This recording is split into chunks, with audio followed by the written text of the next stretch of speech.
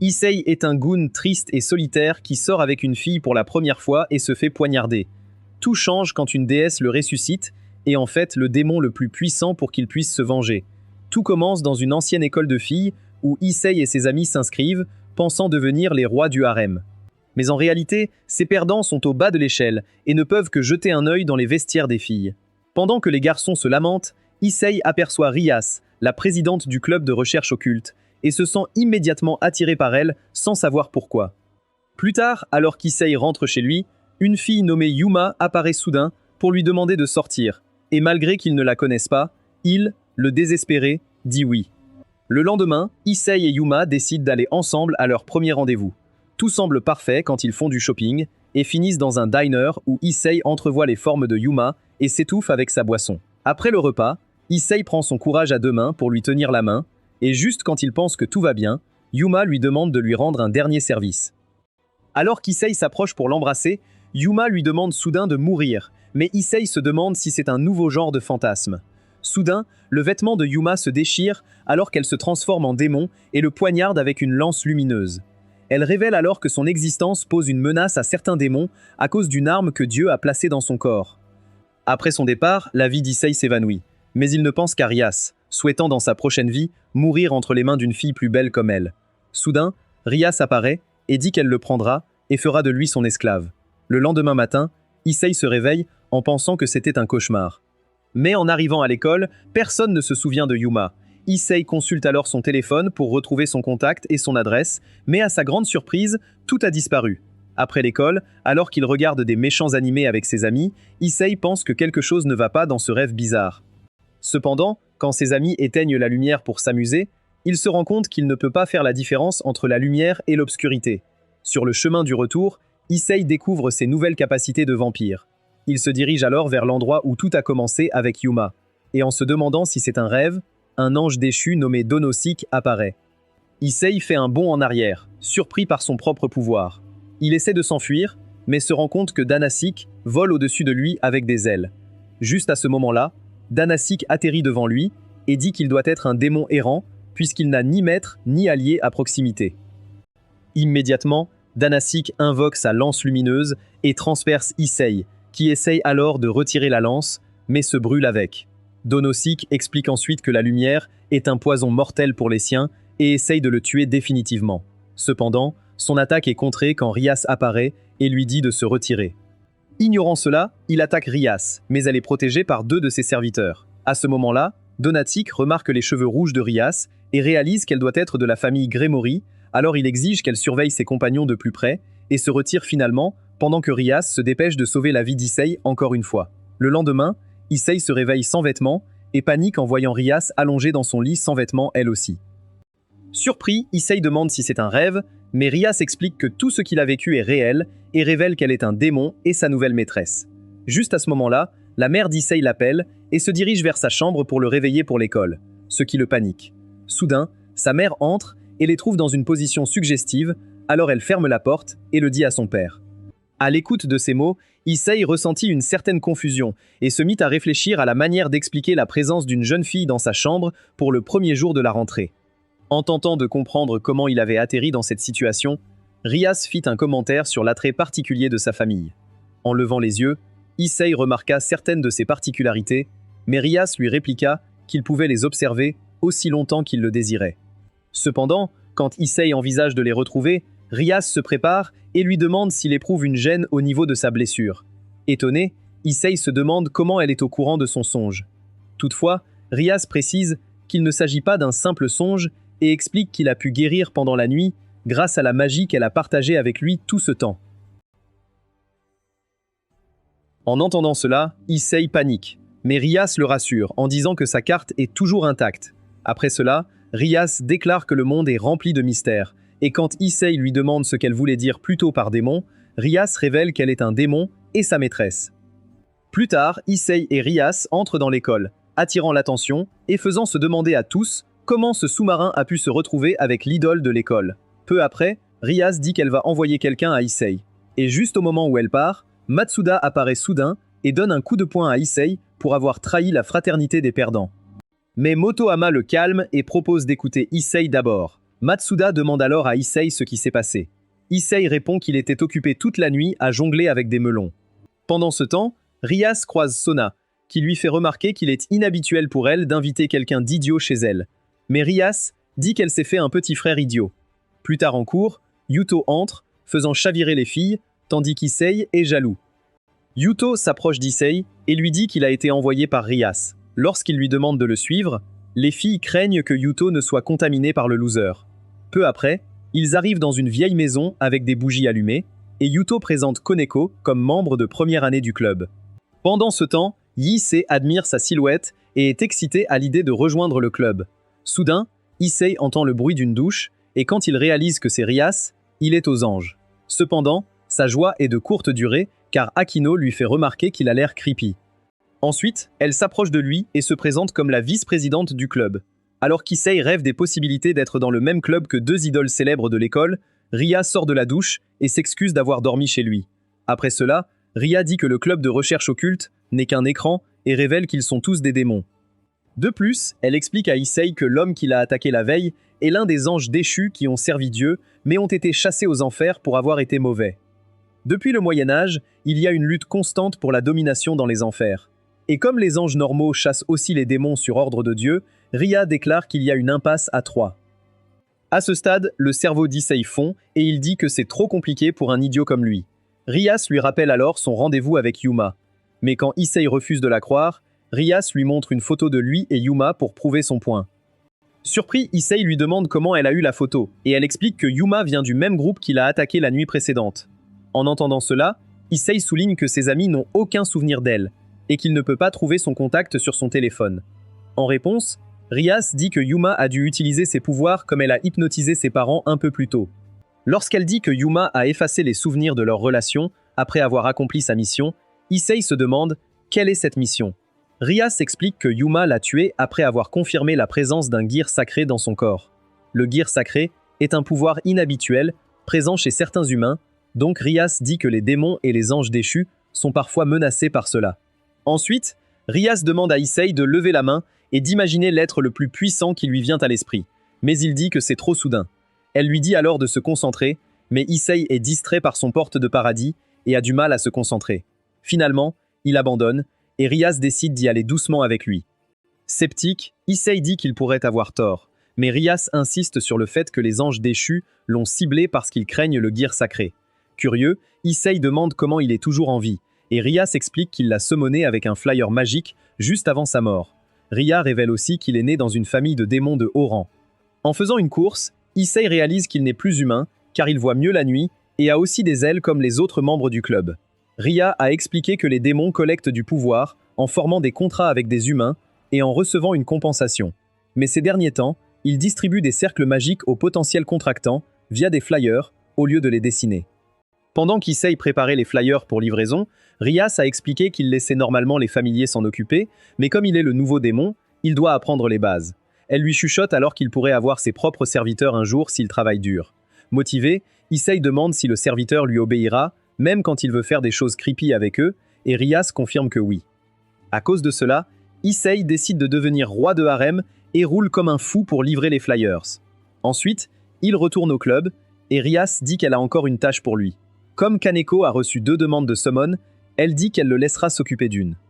Kaneko exprime sa gratitude pour le soutien reçu, mais il lui est également reconnaissant de l'assister dans la poursuite de ses ambitions. Peu de temps après, Kaneko active un portail de téléportation, tandis que Rias dépose un symbole inscrit dans les mains d'Issei pour attester de son affiliation à la famille Gremory. Ensuite, elle invite Issei à se positionner sur le portail. Mais, à la surprise générale, il ne se téléporte pas, alors Rias annonce qu'il ne peut pas sauter. À cause de cela, Issei prend son vélo et se rend à destination en se blâmant de ne pas être un bon démon. Mais un gars nommé Morisawa ouvre et claque la porte, affirmant qu'il veut un autre démon. Comme Issei ne cesse de frapper, Morisawa demande quel démon frappe aux portes. En entendant cela, Morisawa dit qu'il est désespéré et lui propose une boisson. Ensuite, Morisawa lui demande de montrer ses talents. Issei essaye une attaque de Dragon Ball, mais rien ne se passe. Il admet qu'il n'a pas encore de compétences particulières. Un peu hésitant, Morisawa lui montre sa collection de Dragon Ball. Après un échange approfondi sur le personnage le plus fascinant, Issei rentre chez lui, perdu dans ses pensées. Soudain, Une entité céleste nommée Kalawana apparaît et révèle qu'on lui a confié la tâche d'effacer toute trace de son passage. Elle lance une flèche, Ise se baisse et aperçoit un sigle sur sa main. Ise se souvient alors des conseils de Rias. Il pense à Gonsoku et essaye d'exécuter son attaque dragon, mais active son équipement sacré à la place et envoie valser Kalawana. Plus tard, au clubhouse, Rias explique qu'il peut maintenant utiliser l'équipement sacré à volonté, mais lui conseille de ne pas affronter les anges déchus seul. Le lendemain, Issei se rend à l'école. Ébloui par ses couleurs, il décide de l'aborder, mais se plante totalement. Quand Asia dit qu'elle est affectée à l'église, Issei remarque sa tenue et comprend qu'elle est une nonne. Un peu après, il trouve un garçon blessé sur le bord de la route. Asia se précipite pour le soigner, tandis qu'Issei observe avec amusement. Puis, il sent une douleur à la main. Peu après, en s'approchant de l'église, Issei sent son âme se contracter, et Asia lui demande de l'accompagner là-bas pour lui rendre l'appareil. Issei trouve une excuse et refuse. En réponse, Issei accepte et s'en va. Plus tard, quand il raconte à Rias ce qu'il a ressenti près de l'église, elle le prévient que c'est un territoire hostile pour les démons. Après avoir dit qu'il disparaîtra s'il est exorcisé, Rias lui dit de faire attention avant de s'en aller. Plus tard, Akeno arrive et annonce que le duché leur a envoyé un message. Un peu plus tard, alors qu'ils entrent dans un bâtiment abandonné, Rias demande à Issei s'il joue aux échecs. Comme il ne passe son temps libre que sur le hub, Rias lui explique les pièces du jeu. Curieux, Issei demande pourquoi, mais Rias lui dit de regarder et d'apprendre. Soudain, le démon errant sort et Rias l'identifie comme une visière qui mérite une bonne correction. Hypnotisé par le spectacle, Issei pense que les démons errants ne sont pas si terribles, jusqu'à ce qu'elle révèle des parties plus laides de son corps. Elle active des cercles magiques sur ses canons et tire quelque chose vers Issei. Soudain, Yuto se précipite vers le monstre, éblouissant Issei par sa vitesse incroyable, tandis que Rias explique qu'il représente le cavalier grâce à sa rapidité et son habileté avec l'épée. Il abat immédiatement les bras du monstre, et c'est alors que Koneko s'en approche.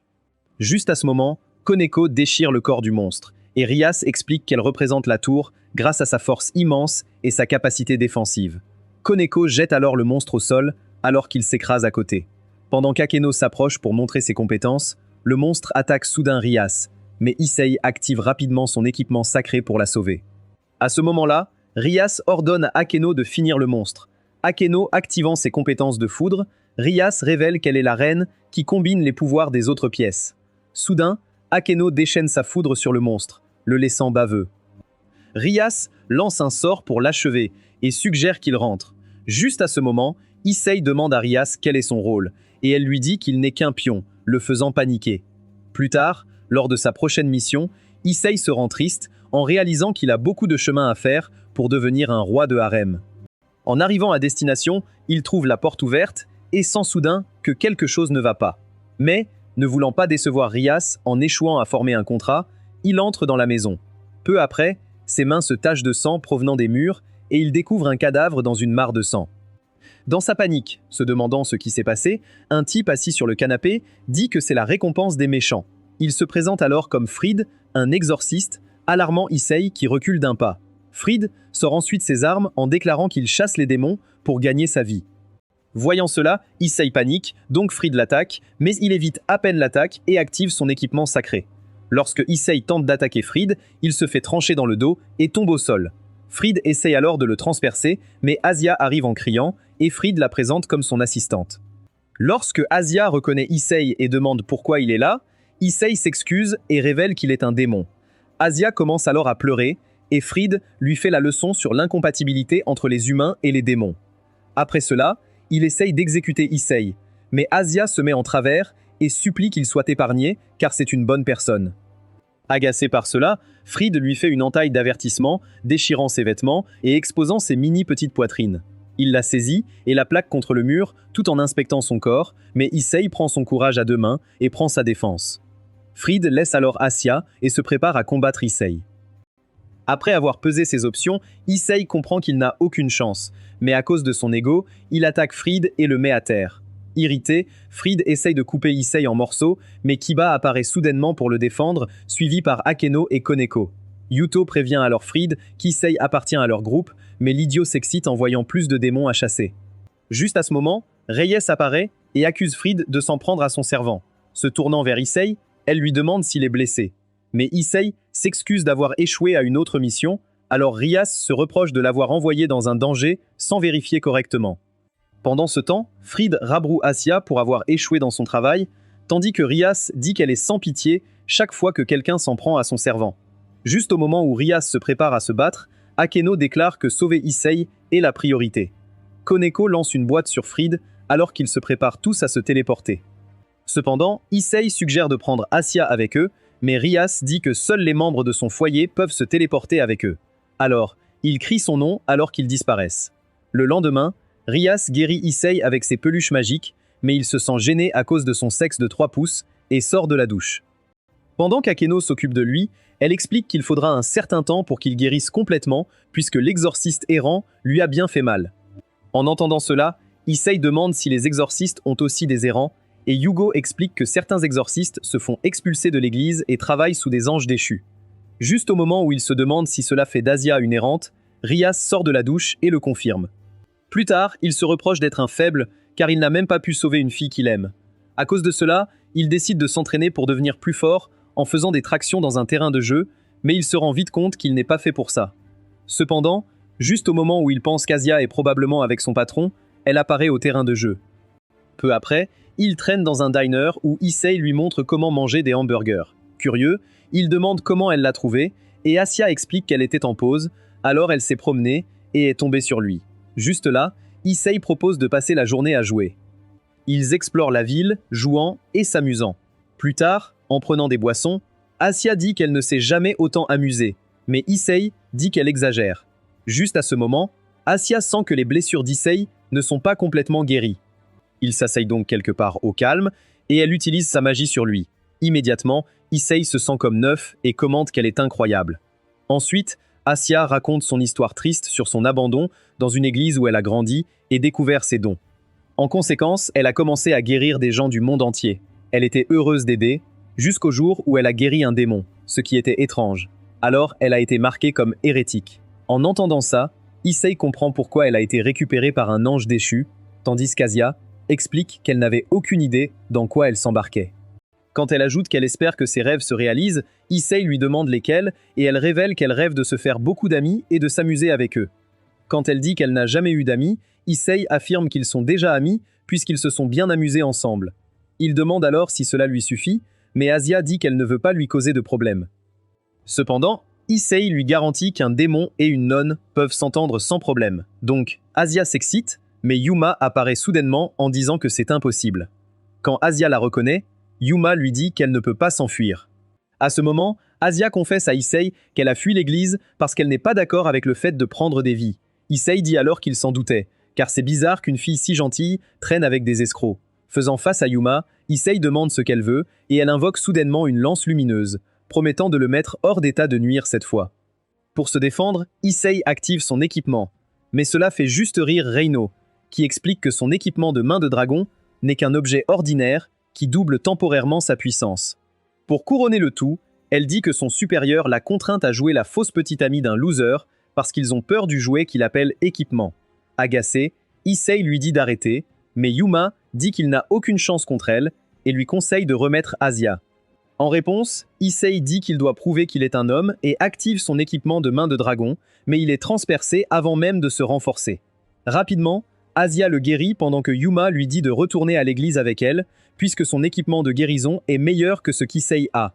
Quand Asya dit qu'ils la veulent seulement à cause de ses dons, Yuma propose d'épargner Issei si elle accepte de partir avec elle. Issei se lève alors pour protester, mais Yuma jette sa lance lumineuse sur lui. Rapidement, Issei pousse Asya hors du chemin, et la lance se plante juste devant lui, le projetant dans une piscine voisine. Alors qu'Issei réalise que la lance est bien réelle, Yuma explique à Asya qu'elle a raté son coup volontairement, car la lance aurait pu réduire Issei en plusieurs morceaux, trop nombreux pour qu'elle puisse le guérir. En entendant cela, Asya accepte de partir avec elle. Ainsi, Yuma l'enveloppe de ses ailes et dit qu'elle sera libre de ses souffrances après un rituel qu'elle s'apprête à accomplir. Juste là, tandis qu'Issei tend la main vers Asya, Yuma disparaît avec elle, le laissant se demander pourquoi il est si faible. Plus tard, quand Issei se plaint à ses membres du club, Asya lui dit d'oublier Asya, affirmant que les démons de sa maison ne doivent pas être des romantiques. Mais Issa demande à être expulsé de la maison pour sauver Asya seul, puisqu'il n'est qu'un pion de toute façon. Agacé, Rias lui demande s'il croit vraiment que le pion est le plus faible sur un échiquier. Alors Issei demande quel est le trait spécial des pions, et Rias explique que tout comme lui, le pion peut être promu pour devenir n'importe quelle pièce du jeu autre que le roi en atteignant la dernière ligne ennemie, comme l'église. Après cela, Issei révèle ce qu'il a appris de Yuma au sujet de son équipement sacré. Mais Rias lui dit d'utiliser son cerveau puisque l'équipement est activé par la volonté de son propriétaire. Donc plus sa volonté est forte, plus il devient puissant. Juste alors, Akino murmure à l'oreille de Rias et elle annonce qu'ils partent. Cependant, avant de disparaître, Rias déclare qu'une pièce ne peut pas affronter seul un ange déchu, même après promotion. Peu après, Issei se prépare à lancer sa mission de sauvetage seul, mais malgré un avertissement de Muto pour le dissuader, Issei insiste sur le fait qu'ils ne peuvent pas l'arrêter. Alors, il révèle que Rias leur a demandé de le soutenir. Dans une forêt, Rias et Akino rencontrent Maitelp, un ange déchu. Après qu'elle se soit présentée, Rias demande si elle a peur d'elle. Maitelp répond qu'elle s'assure qu'aucun démon ne dérange leur rituel important. Amusé, Akino dit que ses camarades viennent de partir pour les ennuyer, ce qui met Maitelp en colère. Pendant ce temps, Issei et son équipe arrivent et sentent que l'endroit est surveillé par des prêtres. Ensuite, il sort ses armes. Issei demande où est Asia, et il répond qu'elle est au site rituel souterrain, mais qu'ils devront passer par lui d'abord. Koneko lui lance alors un banc pendant que Yuto attaque avec rapidité. Comme il ne semble pas affecté, Issei active son équipement pour intervenir. Pendant ce temps, dans la forêt, Maitelp appelle Kalewana et Donasik pour attaquer Rias et Akino. De retour à l'église, Issei charge Fried, mais se fait tirer dessus. Il active alors sa promotion et parvient à contrer l'attaque tout en donnant un coup dévastateur à Fried. Voyant qu'il est en infériorité numérique, Fried disparaît. Ils arrivent au site rituel où Yuma les accueille et lance une incantation pour extraire l'équipement sacré d'Asia. Elle infuse ensuite l'équipement en elle-même et annonce qu'elle est devenue l'ange déchu suprême, prête à se venger de tous ceux qui l'ont insultée. Yuto attaque les gardes pendant que Koneko l'aide. Issei se précipite vers la croix où Asia est attachée et Yuma la libère pour récompenser Issei. Frustré, Issei lui demande de rendre l'équipement sacré d'Asia, mais Yuma se moque de lui. En plaisantant sur ses sentiments pour elle, Issei crie pour qu'elle s'arrête. Cela agace encore plus Yuma, qui l'attaque. Issei réussit à fuir avec Eija, pendant que Yuto et Kaneko occupent les gardes. Arrivé à l'église, Issei couche Asia et lui dit de s'accrocher. Ils s'amuseront beaucoup une fois sortis. Asia dit qu'elle est heureuse d'avoir eu un ami, même si ça a été bref. Puis Issei lui parle de toutes les belles choses qu'il aimerait faire avec elle. Soudain, Issei pleure, promettant de lui présenter ses amis et de lui organiser une fête. En la voyant pleurer, Asia aussi se met à pleurer, puis meurt. Attristée par sa mort, Issei implore Dieu de ne pas l'emporter, car elle voulait juste des amis. Mais Yuma apparaît et se moque de lui. Pendant ce temps, les anges déchus se moquent d'Issei pour son cœur brisé par Yuma et attaquent Rias, dont les attaques rebondissent. Rias, furieuse, se défend contre eux pour avoir osé se moquer d'Issei. De retour à l'église, Yuma montre à Issei une blessure qu'elle a reçue de Yuto en essayant de quitter le site. Elle se soigne en parlant de la façon dont c'est cool d'être une véritable ange déchu, mais Issei lui dit qu'Asia ne mérite pas de mourir car elle n'a jamais fait de distinction. Tout à coup, Yuto arrive pour l'aider et dit qu'il ne s'attendait pas à ce qu'il vainque un ange déchu seul. Quand Is dit qu'il est trop tard, Yuto révèle que Rias lui a demandé de ne pas intervenir. Juste à ce moment, Rias apparaît et dit qu'elle savait qu'il pouvait gagner seul, surprenant Issei. Rias dit alors qu'elle a terminé ses affaires dans la forêt et s'est téléportée à l'église pour aider. Koneko tire Yuma en arrière dans l'église et Rias se présente comme l'héritière de la famille Gremory en révélant qu'elle a éliminé ses sous-fifres dans la forêt. Après cela, elle ajoute qu'elle était consciente que les anges déchus en ville complotaient et n'est intervenue que parce qu'ils ont attaqué Issei. En voyant la main de dragon améliorée d'Issei, Rias explique à Yuma que le matériel sacré d'Issei n'est pas ce qu'elle pense. Elle révèle ensuite que cet équipement permet à son utilisateur de surpasser temporairement Satan ou Dieu en puissance et l'identifie comme le gant de l'empereur Dragon Rouge. Comme l'équipement prend du temps à se charger, Rias dit à Issei qu'il a seulement gagné parce que Yuma a baissé sa garde. Tout à coup, Yuma se transforme en sa forme humaine et essaie de manipuler émotionnellement Issei en lui montrant un souvenir qu'elle a de lui pendant le rendez-vous. En voyant cela, Yuto essaie d'intervenir, mais Rias l'arrête et observe Issei. Exaspéré par ses manigances, Issei lui tourne le dos et demande à Rias de lui faire payer. Au moment où Rias active ses pouvoirs, Yuma se transforme mais est instantanément anéanti. Ensuite, Yuma récupère le matériel sacré et suggère de le rendre à Asia. Quand Issei lui remet, il a les larmes aux yeux et se blâme de ne pas l'avoir protégé. Cependant, Rias dit qu'il n'est qu'un diable inexpérimenté et sort une pièce d'échec de fou, expliquant que c'est le rôle du fou d'aider les autres diables. Comme Asia a des capacités de guérison, Rias dit qu'elle ferait un bon fou et annonce son intention de ressusciter Asia en tant que diable. Quelques instants plus tard, Rias ressuscite Asia pour qu'elle puisse les guérir avec son pouvoir et déclare qu'Issei s'occupera d'elle en tant qu'aînée. Le lendemain, Issei visite le club et demande à Rias s'il y aura d'autres pions comme lui et se plaint d'avoir des rivaux. Cependant, Rias explique qu'il est son seul pion car elle a sacrifié les 7 autres pions juste pour le ressusciter en tant que diable. Elle le prend alors dans ses bras par derrière, posant sa tête sur ses coussins, tout en expliquant qu'elle a parié sur lui parce qu'il a le matériel boosté. Après cela, elle plonge son regard dans son âme et lui dit de s'efforcer d'être le meilleur pion. Sans prévenir, Rias l'embrasse et dit que c'est un porte-bonheur pour l'aider à grandir. Juste quand elle ajoute qu'elle ne peut plus le câliner, maintenant qu'il a une copine, Asia arrive et s'exclame à quel point Rias est belle. Quand elle demande à Dieu de lui pardonner, elle ressent soudain une douleur dans sa tête. Donc Rias lui rappelle qu'elle est maintenant un diable et ne peut pas prier Dieu. Juste à ce moment, Issei remarque son uniforme et demande si elle va transférer dans leur école. Rias pointe alors qu'elle a aidé puisque son père fait partie de la direction de l'école. Ensuite, les autres diables arrivent et Akeno apporte un gâteau pour accueillir Eiju, mais sans qu'il le sache, ils sont observés. Un peu plus tard, Issei trouve une paire de sous-vêtements Victoria's Secret dans la salle du club et se demande à qui elle appartient. D'après sa taille, il réalise que cela doit être celui d'Asia. À ce moment, Koneko apparaît et lui tape sur la tête, disant que c'est un crime de toucher aux sous-vêtements des gens. Par coïncidence, Asia sort de la douche. Issei lui rend vite ce qu'il a trouvé, tandis qu'elle s'excuse de ne pas l'avoir rangé. Issei dit alors que ce n'est pas grave, puisqu'elle n'a nulle part où rester. Asia révèle alors que Rias a promis de l'aider à trouver un logement avant de commencer l'école. Quelques instants plus tard, Rias informe Issei qu'il aura des exercices matinales parce que la dernière attaque a révélé qu'il doit augmenter sa force. Le lendemain, Issei se lève tôt et commence son entraînement matinal avec Rias, se motivant en disant qu'il va devenir un roi de harem.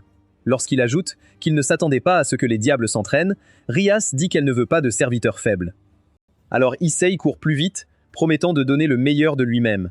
Peu après, Rias masse son dos avec ses coussins et révèle que sa position dans le monde des diables est déterminée par sa force physique.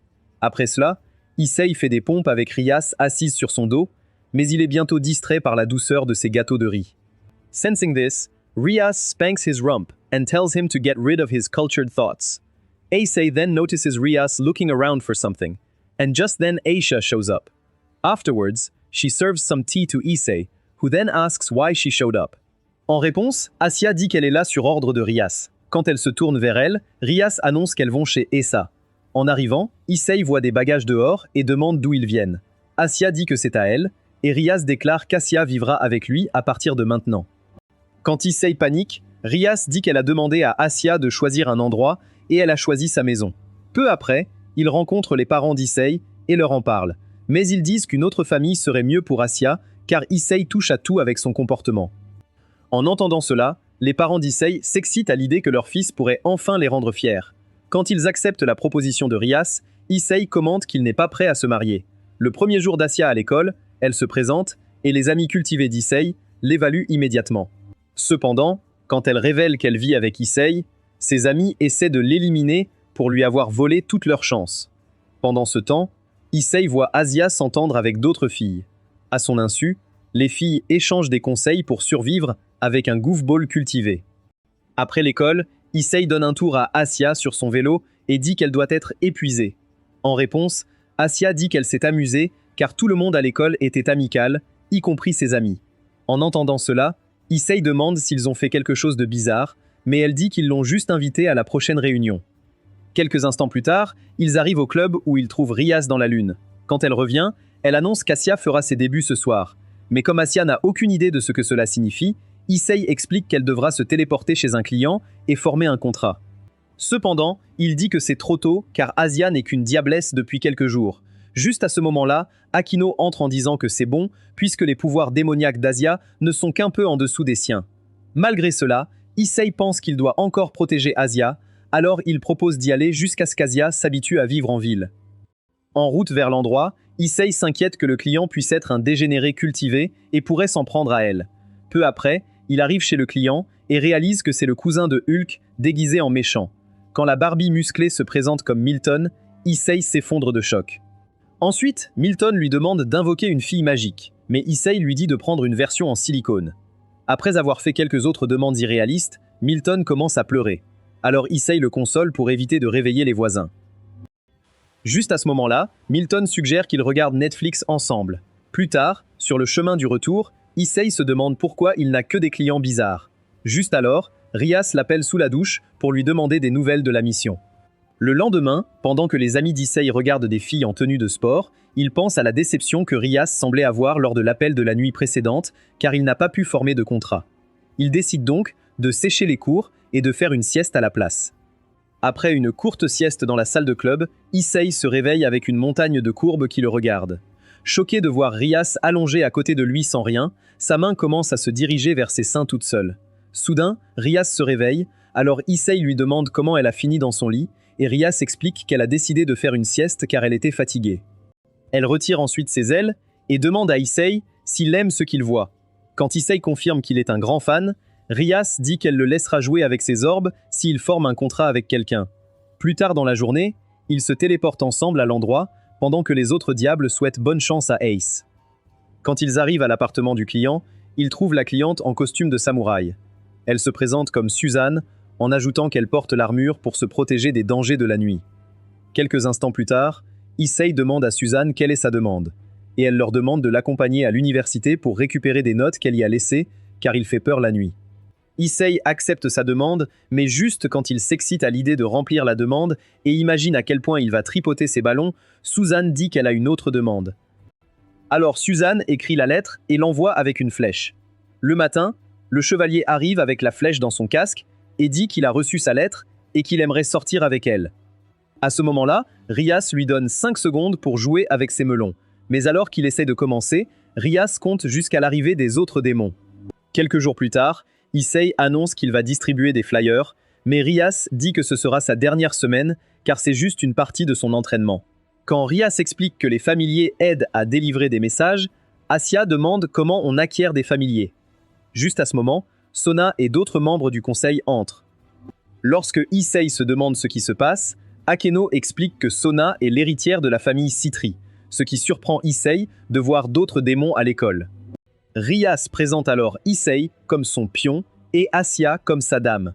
En réalisant qu'ils sont tous deux pions, Saji dit qu'il est déçu d'avoir quelque chose en commun avec un dégénéré culturel. Sona lui demande alors de se calmer, puisque Issei vaut 8 pièces. Après cela, elle s'excuse auprès d'Issei et leur demande de s'entendre. Les choses s'échauffent rapidement quand Saji se vante d'avoir son propre familier pendant qu'Issei distribue encore des flyers. En réponse, Issei dit qu'il va bientôt avoir un familier.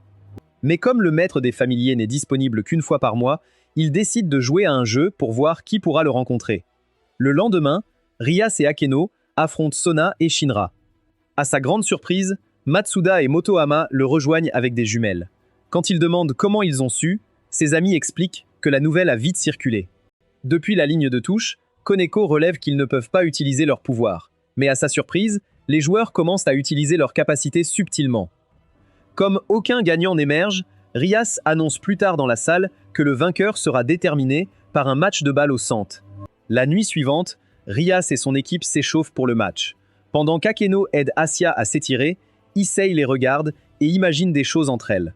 Ensuite, Issei offre à chacun des bandeaux personnalisés et explique qu'il a eu l'idée parce que tout le monde dans l'équipe travaille dur pour lui et Asya. Peu après, Rias élimine une des adversaires qui perd alors ses vêtements. Voyant cela, Issei est distrait, mais Akeno rattrape la balle. Cependant, Issei commence à éviter le ballon jusqu'à ce que ses parties soient écrasées. Asya le guérit pendant que le reste de l'équipe veut se venger. Juste à ce moment-là, l'arbitre siffle et l'équipe de Rias gagne le match. Dans le vestiaire, Rias et ses démons fêtent leur victoire. Ensuite, ils décident d'aller chercher le familier. Akeno active un cercle magique qui les téléporte dans une forêt étrange. Il demande alors ce qu'il recherche chez le familier, et Issei dit qu'il veut quelque chose de mignon qui ressemble à une fille.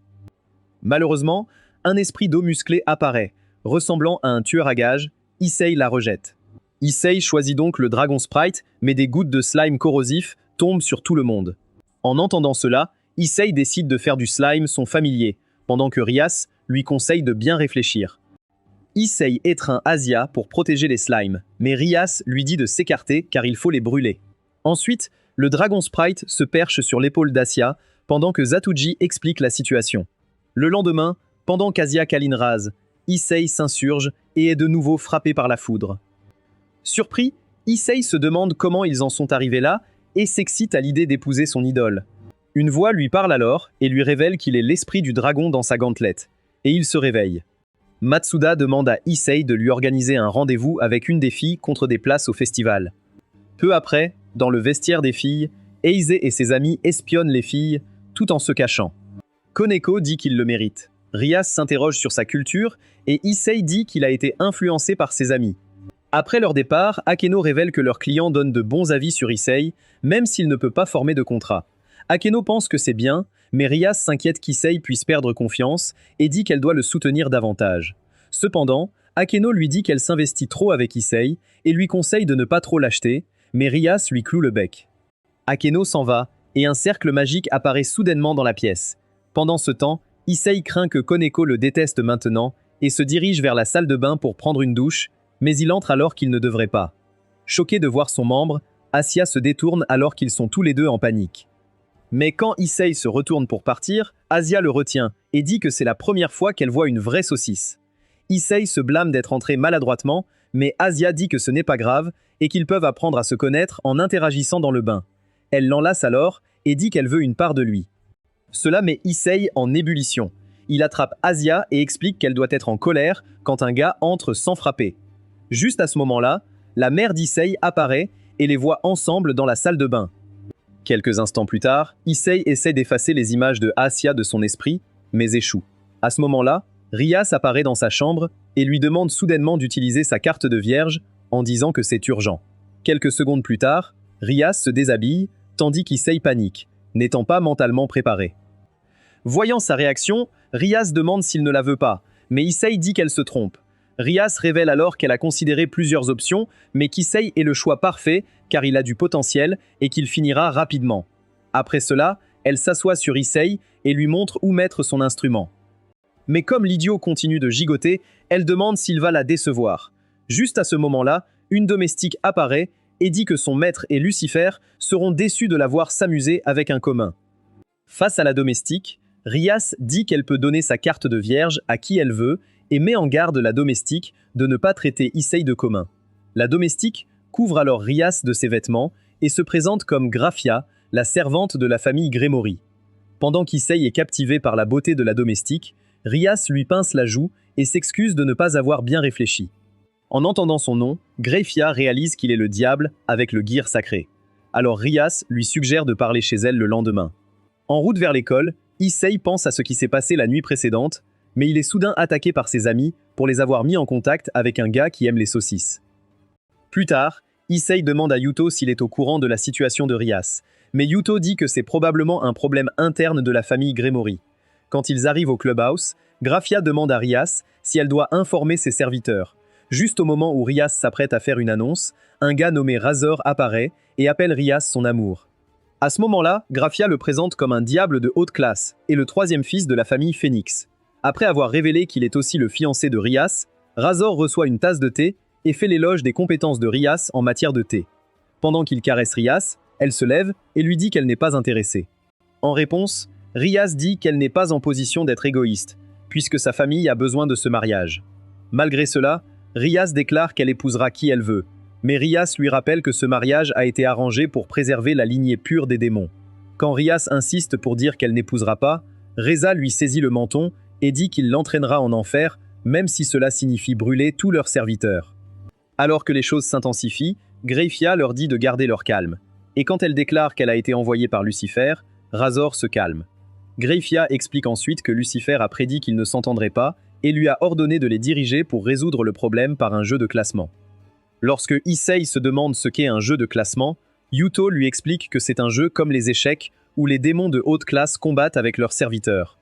En entendant cela, Razor dit qu'il a joué à ces jeux et a gagné de nombreuses fois, contrairement à Rias, qui n'est même pas qualifié pour jouer.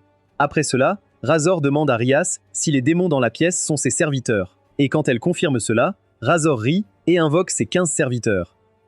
En voyant qu'ils sont tous de jolies dames, Issei est émerveillé et admire Razor. Quand Razor se demande pourquoi il pleure, Rias explique qu'il rêve de construire un harem. Alors Razor appelle l'une de ses servantes et commence à l'embrasser malgré Issei. Tout en jonglant, Razor dit à Issei qu'il ne pourra jamais le faire. Blessé par cela, Issei l'insulte de lâche. Mais lorsque Razor lui dit de connaître sa place, Issei active son équipement sacré pour se battre. Il se précipite alors vers Razor, qui ordonne à une de ses servantes de s'occuper de lui. En quelques secondes, une petite fille s'avance et le met rapidement hors de combat.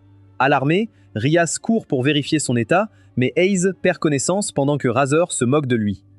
À ce moment-là, Rias décide de régler le problème avec un jeu de notation, amusant Razor, qui rigole et disparaît avec ses servantes. Plus tard, alors que Rias et ses démons se dirigent vers un endroit pour s'entraîner pour le jeu, Ace grimpe une colline avec un sac lourd et semble prêt à s'évanouir. Asia propose de l'aider, mais Rias dit qu'il doit apprendre à gérer cela. À ce moment-là, Yuto double Issei avec son sac. Mais lorsque Kaneko le double avec une charge plus grosse, Issei s'effondre et abandonne. Greifia avait suggéré cet entraînement pour les aider à se préparer au jeu. Alors, une fois arrivé à destination, Rias propose d'entrer dans le bâtiment et de commencer l'entraînement. Quelques instants plus tard, Issei et Yudo se battent. Après un moment à se percuter avec des épées en bois, Yudo désarme Issei et lui donne un coup sur la tête. Après cela, Akeno enseigne à Issei et Asia comment concentrer leur magie. Alors qu'Issei fait de son mieux mais n'y arrive pas, Asia réussit facilement. Akeno commente alors qu'Asia a un talent pour la magie, tandis qu'Issei loue son succès pour cacher sa déception. Akino leur montre comment manipuler l'eau avec la magie. Mais tandis qu'elle dit à Asia d'essayer la magie de l'eau, elle dit à Issei d'apprendre d'abord à concentrer sa magie, expliquant qu'il doit former une image claire dans son esprit pour que cela fonctionne. Issei essaye de penser à quelque chose, mais sa tête est inondée d'images du corps sexy de Keno. Plus tard, pendant qu'il s'entraîne avec Kaneko, Issei se fait envoyer dans un arbre, et lorsqu'il s'effondre, Kaneko l'appelle faible. Agacé, Issei charge vers elle pour riposter, mais elle lui bloque le coup entre ses cuisses, tout en corrigeant son approche. Après avoir pris encore plus de coups, Issei tombe sur le côté d'un rocher et se demande pourquoi il est nul en tout. À ce moment-là, Koneko se tient au-dessus de lui et explique que chacun a sa spécialité. En entendant cela, Issei lui demande si elle sait quelle est la sienne. En réponse, Koneko dit qu'il est bon pour être un dégénéré culturel et ajoute qu'il est aussi un bosseur. En entendant cela, Issei décide de continuer à essayer plus fort. Ensuite, Rias teste Eize et Asia en leur demandant de cuisiner avec leur magie. Quand elle s'en va, Asia fait bouillir l'eau avec sa magie. En voyant cela, Eize prend une pomme de terre et se souvient comment il avait réussi à faire apparaître une petite étincelle de magie pendant les leçons d'Akino. Juste quand il pense à ses melons, sa magie s'active et épluche les pommes de terre. Impressionné, Asia le félicite. Alors Issei prend plus de pommes de terre et imagine les melons d'Akino. Quand cela fonctionne encore, il essaie à nouveau et finit par peler toutes les pommes de terre de la cuisine. Ensuite, Issei et les autres se régalent avec les restes. Et pour aggraver les choses, Issei continue d'imaginer les filles sans vêtements jusqu'à ce que Koneko le traite de pervers. Juste à ce moment-là, Rias demande à Issei comment se passe son premier jour d'entraînement, mais il se plaint d'être le plus faible. Rias révèle alors que son équipement sacré et le pouvoir de guérison d'Asia sont précieux pour l'équipe, et elle les conseille de se protéger et d'éviter de ralentir l'équipe. Soudain, Rias suggère qu'ils prennent un bain, et Issei se lève d'un coup en entendant cela. Pendant que les autres filles se moquent de lui pour vouloir les rejoindre dans le bain, Koneko dit qu'elle le détestera s'il espionne. Alors que les filles se détendent dans le bain, Issei lutte pour voir à travers la séparation, et Yuto lui dit d'abandonner. Mais Issei continue d'essayer et prétend que son pouvoir spécial est d'être un pervers. Plus tard dans la nuit, Issei se faufile dans la chambre d'Eija et la réveille pour lui emprunter une robe. Quelques instants plus tard, Issei pratique sa magie sur la robe d'Eija pendant qu'elle se précipite pour le chercher. Par coïncidence, elle se prend l'attaque magique d'Issei. Le lendemain, Rias parle aux démons d'une guerre entre anges, démons et anges déchus qui a duré longtemps. Elle révèle aussi que les démons se reproduisent lentement à cause de leur longue espérance de vie. Mais à cause de la guerre, leur espèce a quasiment disparu, et seules les familles nobles et les démons de sang pur restent, comme les Grémori, Citri et Phénix. Les démons utilisent des humains ressuscités comme serviteurs et ont créé un jeu de raid pour leur donner de l'expérience. Rias demande ensuite à faire une pause et Issei s'excuse auprès d'Asya pour la nuit précédente. Mais quand Asya dit qu'il était incroyable, Issei lui demande de garder cela secret. Un peu plus tard, Rias demande à Asya de partager ses connaissances de nonne. Asya explique donc comment l'eau bénite et une Bible peuvent avoir des effets dévastateurs sur les démons. Cependant, elle se plaint d'avoir des maux de tête quand elle lit la Bible. Les autres lui rappellent que les démons ne lisent pas la Bible. Plus tard, dans la nuit, alors qu'Issei sort pour s'entraîner, il tombe sur Rias, qui dit que c'est le moment parfait pour parler. Quelques instants plus tard, Rias confirme qu'elle travaille sur une stratégie pour les jeux contre le Phénix. Elle précise que Razor partage non seulement son nom de famille avec un oiseau sacré, mais aussi les pouvoirs d'immortalité de cet oiseau. Choqué, Issei demande si c'est possible. Rias explique que lorsque Razor est blessé, il se régénère instantanément. Il a un historique de 8 victoires et 2 défaites, mais celles-ci sont contre une famille alliée et Razor a perdu intentionnellement. Rias dit donc qu'il ne peut pas perdre, alors Issei s'excuse d'avoir forcé la situation. Juste à ce moment-là, Rias révèle que son père avait préparé le jeu à l'avance, sachant qu'elle perdrait. Issei demande alors à Rias pourquoi elle ne veut pas de cet engagement, et elle explique qu'elle ne sera jamais considérée comme un individu à cause de son nom. Elle ajoute qu'elle aimerait épouser quelqu'un qui l'aime. En réponse, Issei dit qu'il l'aimera quoi qu'il arrive. Quand il ajoute qu'il est son plus grand fan, Rias s'exclame et propose d'essayer de gagner. Issei se plaint ensuite de ne pas être bon en quoi que ce soit et de causer des problèmes à l'équipe, alors Rias le console avec ses coussins. Le lendemain, pendant l'entraînement, Rias dit à Issei d'utiliser son équipement contre Yuto. Elle lui demande de booster ses capacités 12 fois. Après cela, Rias explique qu'il n'aurait pas pu gérer autant de boost avant le camp et ajoute que c'est le résultat de son entraînement. Excité, Issei se prépare, et juste quand Rias explique qu'il sera capable de combattre longtemps, Yuto l'attaque mais est repoussé. À ce moment-là, Rias ordonne à Issei de libérer sa magie. Immédiatement, Issei lance une énorme explosion de son gantelet, que Yuto évite de justesse et qui crée un chemin à travers les montagnes. Ensuite, Issei s'effondre, et Rias demande à Yuto ce qu'il pense de la performance d'Issei. En réponse, Yuto dit que son patron est équivalent à celui d'un démon de haut rang. Asya aide alors Issei à se relever pendant que Rias explique qu'il est important pour l'équipe. Elle l'encourage à croire en lui et en ses camarades. Le jour du jeu, Issei se souvient du discours de Rias, leur disant de montrer aux adversaires la force de la famille Gremory, alors il décide de ne pas perdre. Cependant, comme ils sont encore dans le club, Greyfia annonce qu'elle sera la juge du jeu et explique que le champ de bataille est une réplique de l'école. En vérifiant dehors, il réalise qu'il y a bien un monde alternatif avec toute l'école. Juste après, Greyfia précise que la base principale de Rias est la salle du club, tandis que celle de Razor est le bureau du principal. Les pions peuvent être promus lorsqu'ils envahissent la base ennemie. En entendant cela, Is s'enthousiasme et dit qu'il deviendrait une reine, mais Akeno dit que ce n'est pas aussi simple, car leur base pourrait aussi être envahie.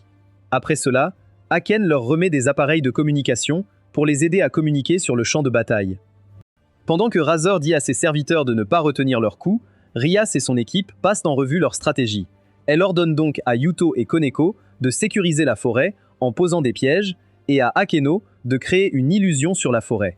Lorsqu'ils partent, Issei demande à Rias ce qu'il doit faire avec Asya. Elle lui dit qu'ils seront là pour le soutien et lui demande de rester avec elle dans le club. Après que Rias soit assise, elle demande à Issei de reposer sa tête sur ses genoux, ce qui le surprend. Il s'exécute et se sent soudain au paradis. À cause de ça, il commence à trop réagir. Rias dit alors qu'elle peut toujours lui offrir ses genoux et ajoute qu'elle va lever un sort qui a été jeté sur lui pendant qu'Asya observe. Pendant que Yuto et Kaneko posent des pièges comme convenu et qu'Akeno établit l'illusion dans la forêt, Rias explique à Issei que son corps ne pouvait pas supporter le pouvoir de 8 pions quand elle l'a ressuscité. Elle l'a donc enfermé sous plusieurs couches de sorts.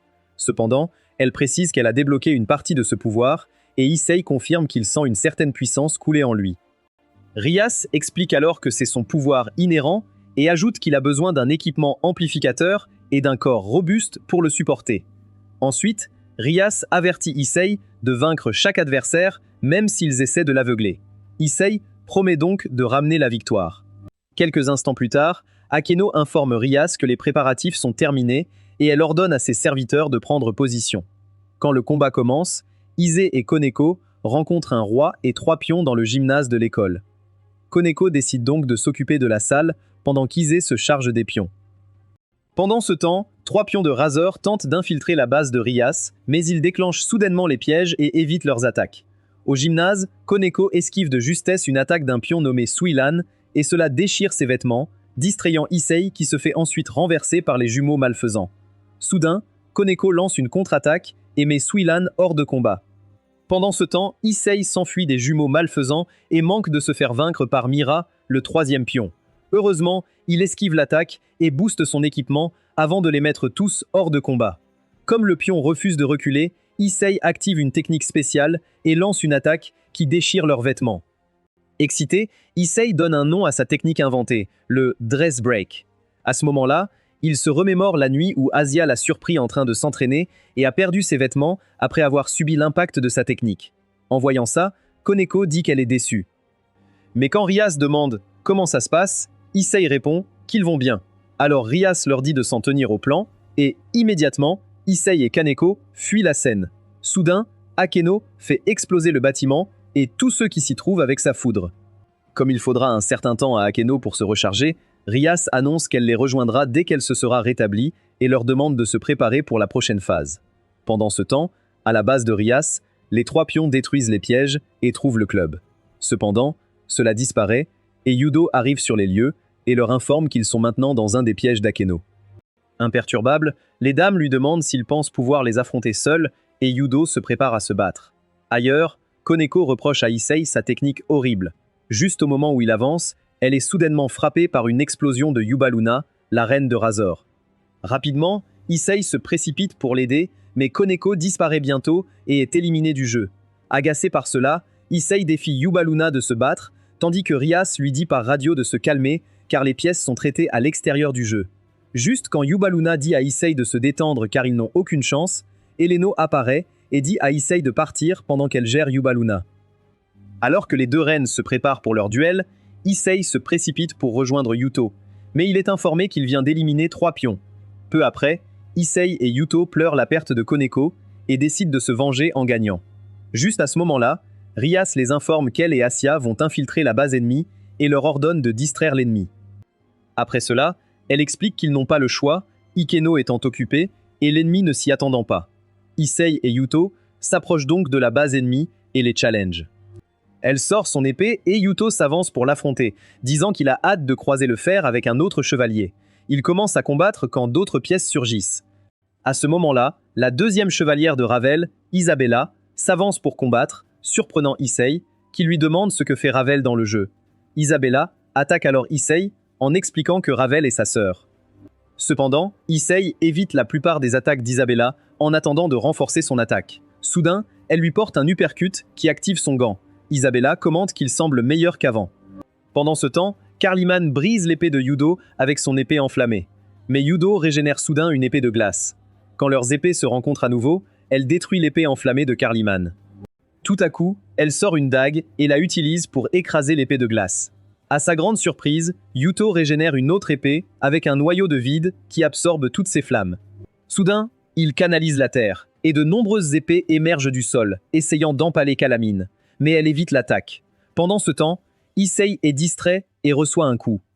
À ce moment-là, Issei est surpris de voir Rias et Asia atterrir sur un toit voisin pour rejoindre Razor, ce qui n'était pas prévu. Ravel se vante alors que la famille Phoenix est immortelle. Mais Rias lui demande de se concentrer sur son adversaire, alors il bloque une attaque et frappe Cyrus, son concurrent. Issei appelle alors l'Empereur Dragon dans son gant pour demander plus de pouvoir. Quelque part ailleurs, Akino a mis Yuba-Luna à terre et elles sont toutes les deux à court de magie. Tout à coup, Yuba-Luna sort une potion de récupération et dit à Akino que c'est la fin. Entendant cela, Yuto frappe le sol avec son épée et Eise absorbe l'énergie dans son gant pour la renvoyer au sol. Immédiatement, d'innombrables épées émergent et transpercent les pièces de Rizor. Pour aggraver les choses, une autre attaque de Yuba-Luna touche Yuto, ce qui agace Rias. Elle riposte alors et frappe Razor. Cependant, il se régénère automatiquement. Ignorant cela, Issei se précipite dans la base ennemie et se promeut au rang de reine. Il fonce dans la pièce pour aider Rias, et à son arrivée, Yuba-Luna propose de s'occuper de lui. Alors que Rias tire plus d'attaques sur Razor, Asia soigne Issei, mais elles sont soudainement touchées par une explosion de Yuba-Luna. Heureusement, Issei encaisse le coup. Comme Asia est tombée dans les pommes, Issei et Rias décident de se battre jusqu'à la fin, mais lorsqu'il augmente son équipement et charge vers Razor, il s'effondre. Soudain, Razor l'attaque et lui inflige une raclée monumentale en lui ordonnant d'abandonner. Mais comme il ne s'arrête pas, Razor lui prend la tête et tente de l'achever. Quelques jours plus tard, dans ses rêves, Issei entend la voix de l'empereur dragon, qui lui dit d'arrêter d'être faible, sinon son ennemi va rire de lui. Pendant qu'Issei se demande qui est cet ennemi, l'empereur dragon révèle qu'il le rencontrera un jour. À ce moment-là, le dragon apparaît et se présente comme Dry. Après cela, Issei se réveille et Greyfia apparaît soudainement dans sa chambre. Surpris, Issei demande des nouvelles de Rias et Greyfia révèle qu'ils ont perdu le jeu. Issei se souvient de Rias en train de pleurer et de le féliciter. Il s'émeut et se blâme d'avoir été mis KO, tout comme un perdant. Quand il demande des nouvelles des autres, Greyfia explique qu'Asia s'est occupée de lui. Quand Greyfia révèle qu'ils sont à la fête de fiançailles, Issei se souvient que Rias voulait quelqu'un qu'elle aime, alors il se demande pourquoi il est si faible. Greyfia précise que Rias exauce simplement le souhait de sa famille. Elle révèle ensuite qu'il a attiré l'attention de Lucifer et lui donne un flyer de téléportation pour la fête. Issei lui demande si elle veut qu'il soit aussi un invité, mais Greyfia précise que Lucifer lui demande de s'introduire à la fête. Choquée de le voir éveillé, elle saute sur lui en disant qu'elle pensait qu'il ne se réveillerait jamais. Après s'être excusée de lui avoir fait peur, Issei déclare qu'il va récupérer Rias. Ensuite, il lui demande de faire quelque chose pour lui, et lorsque elle part, il convoque Drag pour conclure un marché. Pendant ce temps, dans le royaume des démons, Rias est habillé pour un mariage. Dans le salon de réception, Ravel se vante que son frère a gagné un pot de vin grâce à un jeu de notation, tandis que Sona dit aux démons de Rias qu'ils ont fait des performances exceptionnelles. Mais ils lui disent que ce n'est pas encore terminé. Juste au moment où il appelle Rias sur scène, Issei fait irruption dans la salle avec colère et se présente tout en affirmant que la virginité de Rias est à lui. Soudain, les gardes entourent Issei. En face de Razor, Lucifer dit que même si le jeu était intéressant à regarder, il était injuste. Il ajoute qu'il voulait quelque chose de spectaculaire pour le mariage de sa sœur et souhaite voir les pouvoirs dragons d'Issei. Puis Issei demande Rias comme récompense. Peu après, lorsqu'ils se retrouvent dans une arène, ils chargent tous deux l'un vers l'autre et Issei se promeut soudainement au rang de reine. Avant cela, Issei avait conclu un accord avec l'empereur dragon pour accéder au plein pouvoir de l'armure pendant seulement 10 secondes. Ainsi, il est à la hauteur de Razor en force et en vitesse. Soudain, Issei commence à saigner, mais juste au moment où Razor se moque de lui, il crache aussi du sang. Inconnu pour lui, Issei l'a attaqué avec un pendentif crucifix qu'il a reçu d'Asia. Affaibli par cela, Razor demande comment il a eu une croix, et Issei lui rappelle qu'Asia était autrefois une religieuse, il a donc emprunté la sienne. Razor se demande pourquoi la croix n'affecte pas Issei. Malheureusement, il manque de puissance et s'écrase en négociant plus de temps avec Dorae. Juste au moment où Drake révèle qu'il reste de l'énergie dans le gant, Razor attrape Issei pour le finir. L'eau éteint alors les flammes de Razor, diminuant son énergie, et il crie de douleur. En représailles, Razor invoque ce qu'il reste de ses flammes et attaque. Mais Issei les évite, tout en se souvenant de ses leçons avec ses camarades. Issei rassemble l'énergie restante dans son gant et vise le cœur de Razor. Rapidement, Raven accourt pour empêcher Issei d'anéantir son frère. Juste à ce moment-là, Lucifer annonce que le duel est terminé et s'en va pendant que la reine disparaît. Alors qu'Issei tombe, Koneko le rattrape et le jette dans les bras de Rias avant qu'il ne commette des bêtises. Plus tard, Greyfia fournit un griffon et demande à Ice d'escorter Rias. Ils montent alors tous les deux et s'envolent. En vol, Rias traite Issei d'idiot pour avoir sacrifié son bras pour elle. Elle dit ensuite que ses fiançailles sont annulées et qu'un autre viendra. Mais l'idiot ne comprend pas et dit qu'il continuera à sacrifier ses membres pour la récupérer à chaque fois, alors Rias l'embrasse en récompense. Elle annonce alors qu'elle va emménager avec lui. Pensez-vous qu'Issei a ce qu'il faut pour se former un harem? Dites-nous vos pensées dans les commentaires.